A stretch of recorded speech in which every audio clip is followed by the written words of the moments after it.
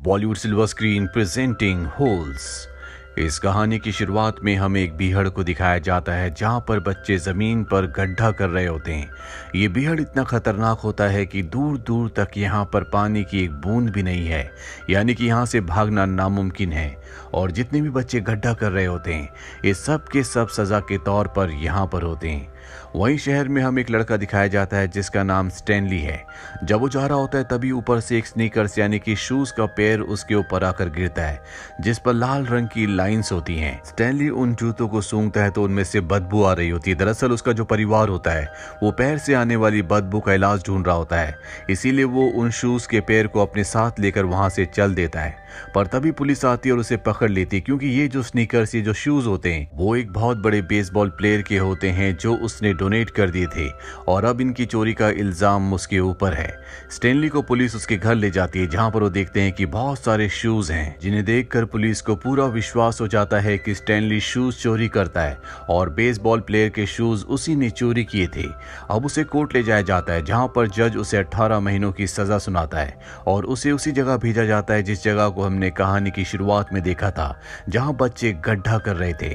दरअसल स्टैनली का जो पूरा परिवार है वो अपने आप को अनलकी होने के लिए श्रापित मानता है और ये उसके परदादा से शुरू हुआ था। स्टैनली अब उस जगह पहुंच जाता है जहां पर बाकी बच्चे शुरू में उसे परेशान करते हैं और एक दिन जब वो खाना खाने के लिए बैठा होता है तो स्टैनली सबको बताता है कि उसके ऊपर जूते चुराने का इल्जाम लगाया था, जो कि एक बहुत बड़े बेसबॉल प्लेयर के थे जिसका नाम क्लाइड स्वीट फीट लिविंगस्टन था और इस वजह से मुझे यहाँ पर भेज दिया गया।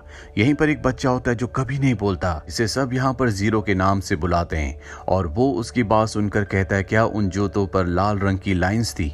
स्टैनली कहता है कि हाँ। स्टैनली रात को जब अपने बेड पर सो रहा होता है तो वह अपने दादा की कहानियों को याद करता है जिसमें जिक्र उसके परदादा का होता है जिन्होंने शेयर मार्केट में बहुत पैसा कमाया था, लेकिन एक किसिन कैट नाम की लेडी जो कि लुटेरी थी उसने उसके परदादा को बर्बाद कर दिया। जिसके बाद उसके परदादा ने एक पिग का फार्म खोला जहां पर वो एक लड़की से प्यार करने लगे और उस लड़की को पाना चाहते थे, इसीलिए वो एक लेडी के पास जाते हैं जिसके पास कई शक्तियां होती है। वो स्टैनली के परदादा को कहती है कि वो लड़की बेवकूफ है, इसीलिए तुम उसे छोड़कर अमेरिका चले जाओ, लेकिन उसके परदादा नहीं मानते, वो उसे पाना चाहते हैं। जिसके बाद वो लेडी स्टैनली के परदादा को कहती है कि तुम एक छोटे से पिग को लेकर पहाड़ी के ऊपर जाओ, उसे वहां के झरने का पानी पिलाओ, जिसके बाद वो बहुत बड़ा हो जाएगा और वो लड़की जिससे तुम शादी करना चाहते हो उसके पिता मान जाएंगे। स्टैनली ऐसा ही करता है और जब वो पिग लेकर उस लड़की के पिता के पास जाता है तो वो मान जाते हैं, लेकिन वहां पर एक और आदमी आया होता है जिसका पिग उससे बड़ा होता है। हालांकि वो मोटा और बदसूरत होता है, लेकिन वो लड़की स्टैनली के परदादा से शादी करने की बजाय उस आदमी से शादी करने के लिए राजी हो जाती है क्योंकि वो एक बेवकूफ है। इसके बाद स्टैनली के परदादा शहर यानी कि वहां से निकलकर अमेरिका आ जाते हैं, लेकिन वो अपना एक वादा भूल जाते हैं जो उन्होंने उस लेडी से किया था जिसने उन्हें बताया था कि तुम्हें पिग के बच्चे को झरने पर ले जाना होगा, वहां का पानी पिलाना होगा। दरअसल साथ में उसने ये भी कहा था कि तुम्हें मुझे भी वहां पर ले जाना होगा जिस झरने के पानी को पीने के बाद मैं जवान और सुंदर हो जाऊंगी। लेकिन अब उन्होंने अपना वादा पूरा नहीं किया, जिसके बाद वो लेडी स्टैनली के परदादा को श्राप देती है कि आज के बाद तुम्हारे घर में जितने भी मेल पैदा होंगे वो सब के सब अनलकी होंगे और इसीलिए स्टैनली के परिवार में अब किसी के साथ भी उसका लक नहीं है। वहीं प्रेजेंट टाइम में दिखाया जाता है जहां पर स्टैनली सभी के साथ जमीन में गड्ढा खोद रहा है, लेकिन यहाँ पर किसी को नहीं पता कि ये जमीन में गड्ढा क्यों खोदते हैं। और एक दिन जब स्टैनली गड्ढा खोद रहा होता है तो उसे जमीन में एक चीज मिलती है जो कि बहुत पुरानी होती है। वो उसे लेकर इंचार्ज के पास जाता है ताकि उसे शाबाशी मिले, उसे कुछ रियायत मिल जाए, लेकिन इंचार्ज उसे बताता है कि जमीन से निकलने वाली हर एक चीज की वैल्यू नहीं है। आज से 100 साल पहले यहाँ की जो वार्डन है ये पूरी की पूरी जगह उसके परदादा की हुआ करती थी। वो इस पूरे के पूरे शहर को चलाते थे। उस वक्त इस शहर का नाम ग्रीन लेक था क्योंकि यहाँ पर एक लेक थी जो कि अब पूरी तरह से सूख चुकी है। और अब यहाँ से कहानी फ्लैशबैक में यानी कि 100 साल पीछे जाती है जहाँ पर हमें इसी जगह को दिखाया जाता है जहाँ बहुत सारे लोग रहते हैं। यहीं पर सैम नाम का एक लड़का था, लेकिन वो एक ब्लैक था। इसी शहर में कैथरीन नाम की एक टीचर होती है जो बहुत सुंदर है। सैम और कैथरीन धीरे धीरे एक दूसरे को प्यार करने लगते हैं, जो देखकर शहर के लोगों को साथ ही वार्डन के परदादा को बहुत गुस्सा आता है क्योंकि वो एक ब्लैक है और वार्डन के दादा जो काले और गोरों में बहुत ज्यादा भेदभाव करते थे, वो नहीं चाहते थे कि सैम किसी भी तरह से कैथरीन के साथ जिंदगी बिताए। साथ ही वो खुद कैथरीन को प्यार किया करते थे, इसीलिए वो कैथरीन के स्कूल को जला देते हैं और साथ ही अपने साथ सैम को पकड़ कर ले जाते हैं क्योंकि वो उसे मारना चाहते हैं। कैथरीन इस बात से परेशान होकर यहाँ के पुलिस वाले के पास जाती है, लेकिन वो भी वार्डन के परदादा के साथ मिला हुआ होता है। वो उसकी मदद नहीं करता, जिसके बाद सैम को लेक पर मार दिया जाता है। और अब कैथरीन सैम की मौत से बहुत ज्यादा परेशान और दुखी है, इसीलिए उसकी मौत का बदला लेने के लिए सबसे पहले वो पुलिस वाले को मारती है क्योंकि उसने उसकी मदद नहीं की थी। और इसके बाद वो शहर के कई लोगों को जो वार्डन के परदादा के साथ मिले हुए थे उन्हें मारना शुरू कर देती है, जिसके बाद उसका नाम कैथरीन बार्लो से बदलकर किसिनकेट रख दिया जाता है क्योंकि वो जिसको भी मारती थी उसे किस करके चली जाती थी। और ये किसिनकेट वही किसिनकेट है जिसने स्टैनली के परदादा के खजाने को, उनके सारी संपत्ति को उनसे लूट लिया था। कहानी वापस प्रेजेंट में आती है जहां पर स्टैनली को दिखाया जाता है कि वो गड्ढा खोद रहा है और तभी वहां पर उसे एक गोली मिलती है। जो गोली उससे उसका साथी जिसका नाम एक्सरे वो ले लेता है ताकि इस गोली को इंचार्ज को देकर वो एक दिन की छुट्टी पा सके। और अब यहाँ पर इस जेल की जेलर आती है जो कि एक लेडी है जो उस गोली को बहुत ध्यान से देखती है और इसके बाद एक्सरे को एक दिन की छुट्टी मिल जाती है। वो ऑर्डर देती है कि उस जगह को अच्छी तरह से खोदो। वहीं इंचार्ज जब अपनी गाड़ी के आसपास नहीं होता तो एक लड़का उसकी गाड़ी से सनफ्लावर के बीज चुरा लेता है, जिसके बारे में इंचार्ज को पता चल जाता है। और अब सब अपनी जान बचाने के लिए बीजों की थैली को एक दूसरे को पास कर रहे होते हैं। और अंत में वो स्टैनली के पास पहुंच जाती है, लेकिन स्टैनली इसका आरोप किसी के ऊपर नहीं लगाता। वो कहता है कि मैंने इन बीजों की थैली को तुम्हारी गाड़ी से लिया था। जिसके बाद इंचार्ज स्टैनली को सजा दिलाने के लिए वार्डन यानी कि जेलर के पास ले जाता है, लेकिन वो स्टैनली को सजा नहीं देती और कहती है कि इसको उसी जगह ले जाओ और इन्हें खुदाई करने दो।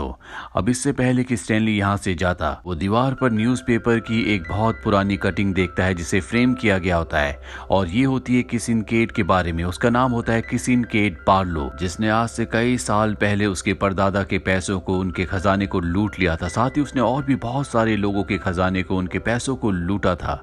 और ये किसिनकेट वही है यानी कि कैथरीन। अब जो गोली उसे वहां से मिली थी उसे याद आता है कि उसमें लिखा था केबी यानी कि वो केट बार्लो की थी।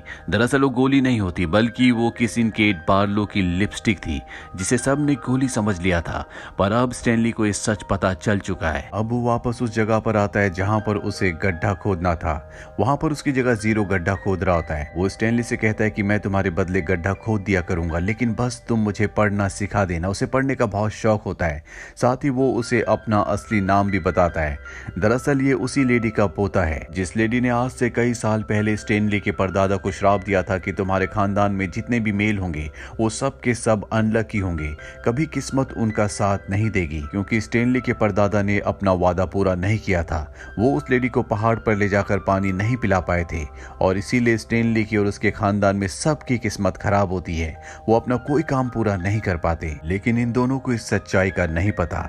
ये दोनों धीरे धीरे बहुत अच्छे दोस्त बन जाते हैं। स्टैनली जीरो को पढ़ना लिखना सिखाता है, साथ ही जीरो उसके बदले गड्ढा खोदता है। और जब ये बात इंचार्ज को पता चलती है तो वो बात जेलर को यानी कि वार्डन को बता देता है, जिसके बाद ये सब के सब जीरो और स्टैनली के पास आते हैं। स्टैनली वार्डन से कहता है कि हमें जीरो को पढ़ना लिखना सिखाना चाहिए, वो एक होनहार बच्चा है। लेकिन इंचार्ज उसका मजाक उड़ाता है। वो कहता है कभी पढ़ना लिखना नहीं सीख सकता। जीरो को इस बात से गुस्सा आता है और वो इंचार्ज के ऊपर हमला करके वहां से भाग जाता है। लेकिन कोई उसका पीछा नहीं करता क्योंकि सबको पता है कि इतने बड़े भीड़ में वो ज्यादा दिनों तक जिंदा नहीं बच सकता। स्टैनली को जीरो की बहुत चिंता होती है और रात को जब वो अपने बेड पर होता है तभी उसे अपने परदादा की एक बात याद आती है जो कि उसके दादा ने बताई थी कि किस तरह से किसिनकेट के लूटने के बाद वो भीड़ में फंस गए थे जहां वो 16 दिनों तक जिंदा रहे।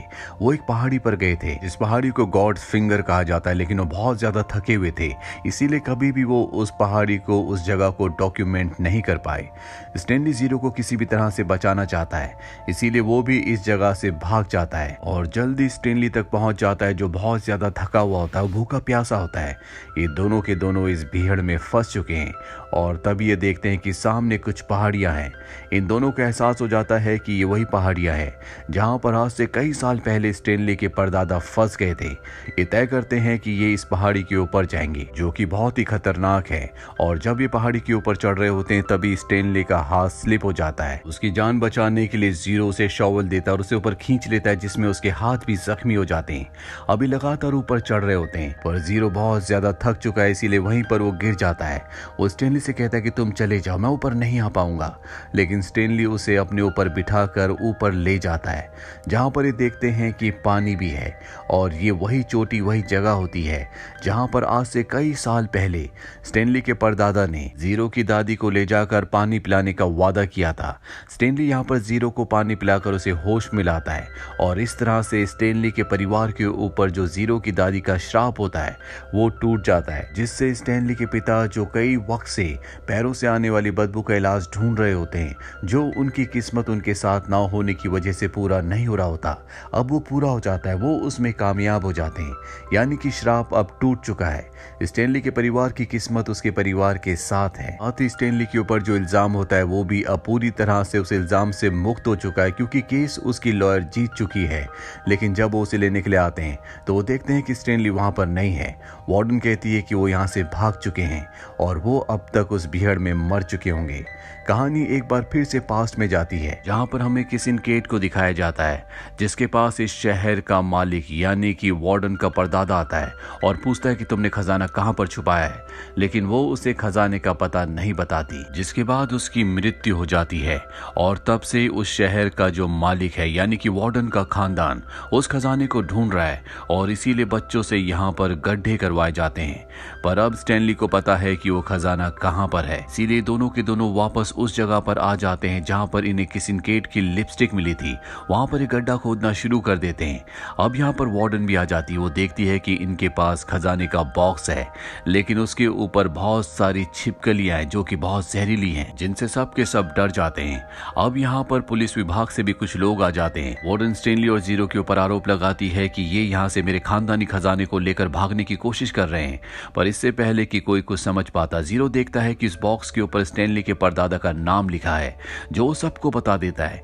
इसके बाद इन बच्चों को यहाँ से ले जाया जाता है, जिसके बाद स्टेनली को, जिसके ऊपर अब कोई भी चोरी का इल्जाम नहीं है, उसे मुक्त कर दिया जाता है। साथ ही वो खजाना जो उसने ढूंढा है वो उसी के परदादा का, इसीलिए वो खजाना भी उसे दे दिया जाता है। यहाँ पर अब पूरी तरह से सब कुछ ठीक हो चुका है, इसीलिए 100 सालों के बाद उस बीहड़ में एक बार फिर से बारिश होती है, जहाँ पर कभी ग्रीन लेक नाम की झील हुआ करती थी। यानी कि एक बार फिर से यहाँ पर झील होगी और सब कुछ पहले की तरह हो जाएगा। इसके बाद स्टेनली जीरो के साथ अपने घर आ जाता है, जहां पर वो अपने परिवार को अपने खानदान का खजाना दिखाता है, जो देखकर वो सब बहुत खुश हो जाते हैं। साथ ही जीरो जो अपनी मॉम से बिछड़ गया था, वो अपनी मॉम से एक बार फिर से मिलता है। कहानी के अंत में दिखाया जाता है कि स्टेनली और जीरो दोनों के दोनों अब बहुत अमीर हैं। इनके पास अपने आलीशान घर हैं और जेल से जितने भी बच्चों को छोड़ा जाता है सब इन्हीं के साथ रहते हैं। इसी के साथ ये फिल्म, ये कहानी यहीं पर खत्म हो जाती है। उम्मीद करते हैं कि ये कहानी आपको पसंद आई होगी।